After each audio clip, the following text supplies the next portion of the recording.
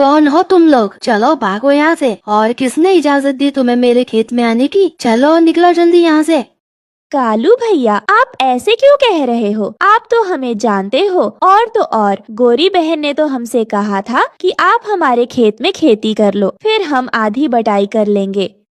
अरे अगर मेरी पत्नी ने कहा कि तुम कुएं में छलांग लगाओ तो क्या तुम कुएं में छलांग लगाओगे? चलो निकलो यहाँ से, मुझे तुम्हारी एक भी बकवास नहीं सुननी।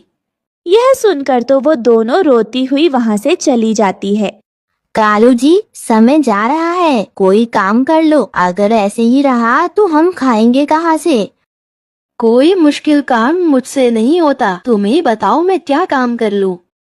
नदी के पास जो हमारा खेत है, आप उसमें आलू बैगन टमाटर की खेती क्यों नहीं कर लेते? फिर सब्जी बेचकर जो पैसे आएंगे उनसे हमारा साल भर का भोजन चलता रहेगा।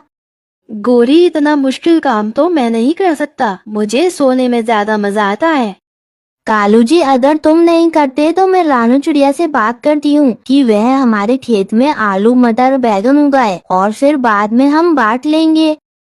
वो रानो, उसने कभी खेती करी है जो हमारे खेत में सब्जी उगाएगी? मगर गोरी कालू की एक नहीं सुनती और रानो चिड़िया के घर की तरफ जाती है। रानो चिड़िया तो अपने घर के बाहर अपने बच्चों के साथ बैठी हुई थी। रानू चिड़िया, मैं तुम्हारे एक फायदे की बात करने आई हूँ, बोलो तो बताऊं। वैसे भी तुम घर पर कुछ करती नहीं हो, हफ्ते में 2-4 दिन भूखी रहती हो। गोरी बहन, बेइज्जती बाद में करना, पहले बात बताओ, बात क्या है? रानू, मेरा खेत खाली पड़ा है, तुम मेरे खेत में सब्जी की फसल उगा लो और जब फसल तैयार हो जाए तो बाद में हम दोनों आधी आधी बांट लेंगे। बोलो गरीब चिड़िया, क्या कहती हो? यह बात सुनकर तो रानो चिड़िया खुश हो जाती है और वो गोरी से कहती है, गोरी बहन, मैं कल तक आपको बताऊंगी। आधी फसल तुम्हारी और आधी फसल हमारी, अच्छे से सोचकर बताना। यह कहकर गोरी कौवी वहाँ से चली जाती है और फिर चिड़िया भी अपने बच्चों को लेकर घर के अंदर आ जाती है। फिर शाम को लाडो चिड़िया उसके घर आती है। दोनों दोस्त हमेशा जो भी करती एक साथ करती थी। एक वही थी जो रानो के बुरे वक्त में उसका साथ दिया करती थी। लाडो, आओ, मुझे तुमसे एक बात करनी है। गोरी कौवी मेरे पास आई थी और वो मुझसे कह रही थी कि उसका एक खेत खाली पड़ा है, तो हिस्सेदारी पर हम उसके खेत में सब्जी उगाए और फिर बाद में आधी आधी कर लेंगे। यह तो बहुत अच्छी बात है रानो, ऐसे तो हमें साल भर के भोजन की भी चिंता नहीं होगी। तो फिर चलो हम अभी जाकर यह बात गोरी को बता देते हैं। फिर चिड़िया का पूरा परिवार गोरी कौवी के घर आ जाता है। गौरी बहन, हम तैयार हैं और हम आज से ही आपके खेत में काम शुरू कर देंगे और आप देखना हमारी फसल बहुत अच्छी होगी। हम दोनों बहुत मेहनत करेंगे। हाँ गौरी बहन, हमारे पास बैलगाड़ी है। ये तो बहुत अच्छा है, फिर तो काम और भी आसान हो जाएगा। फिर उसके बाद वो दोनों दोस्त रोजाना सुबह सुबह आकर गोरी कौवी के खेत में काम करती है। लाडो चिड़िया बीज डालती है और रानो चिड़िया खेत में पानी डालती है। ऐसे ही वो दोनों दिन रात उसमें काम करती थी। कुछ ही दिनों बाद खेत में फसल उगना शुरू हो जाती है। फसल उनकी बहुत अच्छे से उगती है। दोनों सहेलियां धूप छाव देखे बिना सारा दिन खेत में पानी देती है। ऐसे ही दिन और रात गुजरते जाते हैं और गर्मी बढ़ती है। उन दोनों की बैंगन टमाटर की फसल पककर तैयार हो जाती है और फिर एक दिन कालू और गोरी घूमते घूमते उस दिशा में आ जाते हैं। गोरी, आज से पहले कभी मेरे खेत में ऐसी फसल नहीं हुई थी। मैंने अपने खेत में आज पहली बार ऐसी फसल देखी है। मेरे पिताजी ने भी कई बार फसल उगाई थी, लेकिन ऐसी तो कभी नहीं हुई। रानो चिड़िया ने बहुत मेहनत से काम किया है, वो सारा दिन खेत में लगी रहती थी। तुम्हें क्या पता, ना उसने धूप देखी न छाव।